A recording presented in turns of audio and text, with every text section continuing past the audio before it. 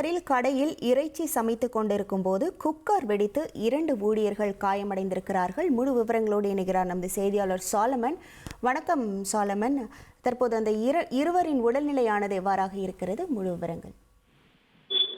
Chennai T. Nagar south Usman சாலையில Doha snacks என்ற பெயர்ல ஸ்நாக்ஸ் கடை ஒன்று செயல்பட்டு வருகிறது.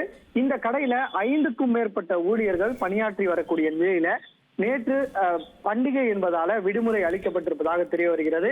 இந்த நிலையில இந்த கடையில வேலை பார்க்கக்கூடிய ஊழியர்களுக்காக அங்க இருக்கக்கூடிய ஊழியர்கள் குக்கர்ல இறைச்சியை சமைத்து வந்ததாக தெரிகிறது. அப்போது அந்த குக்கர் சமைத்து வைத்த இறைச்சியை அவர்கள் திறந்து பார்த்தபோது திடீரென குக்கர் வெடித்து சிதறியதுல அதுல அங்கு பணியாற்றக்கூடிய 2 ஊழியர்களுக்கு முகம் மற்றும் உடல் முழுவதும் அந்த தீ விபத்தானது ஏற்பட்டிருக்கிறது.